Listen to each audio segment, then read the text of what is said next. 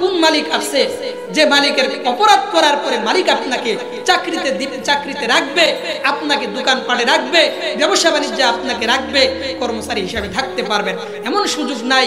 আপনি অপরাধ করলে আপনাকে দোকান থেকে বের করে দিবে। কিন্তু আল্লাহ তো এমন মালিক, এমন রব আপনার আমার, যে এত অপরাধ করি, দিনে রাত্রে নাফরমানি করি, সকালেও আল্লাহর নাফরমানি করি, ঘুমানোর সময় কানের ভিতরে হেডফোন লাগায়া, কানের ভিতরে ইয়ারফোন লাগায়া আপনি আমি গান শুনতে শুনতে ঘুমায়া যায়, ঘুমের ঘরে সারা রাত্রি কানের কাছে গান বাজনা বাজতে থাকে, সকালবেলা যখন উঠি তখনও গান শুনতে শুনতে উঠি, গুনাহ করতে করতে ঘুম থেকে জাগ্রত হয়ে। এ মুসলমান, এরপরেও বলেন তো দেখি, আল্লাহ আপনার আমার চেহারা কখনো পরিবর্তন করে দিছে? আল্লাহ চেহারা পরিবর্তন করে দেয় নাই। এমন মালিক আমরা পাইছি, আল্লাহ চাইলেই বানর বানায় দিতে পারতেন, সকালবেলা কুকুরা শুকুরে পরিণত করতে পারতেন। অন্য অন্য নবীর উম্মতদেরকে যেমন গুনাহ করার কারণে সাথে সাথে কুকুরা শুকুরে পরিণত করেছে, আমাদের নবী দোয়া করে গেছেন, আল্লাহ আমার উম্মতের ক্ষেত্রে আপনি একটা অনুগ্রহ আর দয়া করবেন, সেটা হলো আমার উম্মত গুনাহ করলে আপনি যেন তাকে কুকুরা শুকুরে পরিণত না করেন, সাথে সাথে যেন কোনো শাস্তি না দেন।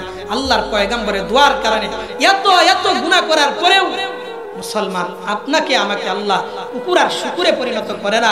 আল্লাহ শুধু তাকায়াই থাকে ওই বান্দার প্রতি, ওই বান্দার প্রতি তাকায়া থাকে যে বান্দা আল্লাহর নাফরমানিতে লিপ্ত, যে বান্দা আল্লাহর নাফরমানিতে লিপ্ত আছে।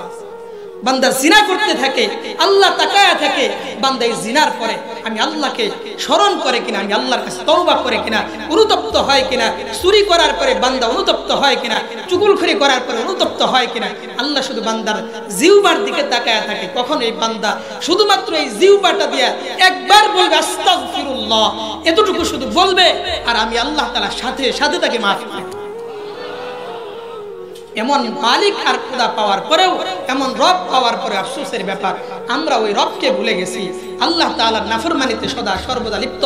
এজন্য আমি আপনাদের মসজিদের খতিব হিসাবে আপনাদের হাতে পায়ে ধরে আমি অনুরোধ করব, মুসলমান আসুন আমরা আল্লাহর গোলামি করি, আল্লাহর দাসত্ব করি, সমস্ত প্রকার গুনাহ, সমস্ত প্রকার অন্যায়, অবিচার, জুলুম, নির্যাতন, এই সব কিছু থেকে নিজেদেরকে গুটায়া নেই, নিজেদেরকে হেফাজত করি।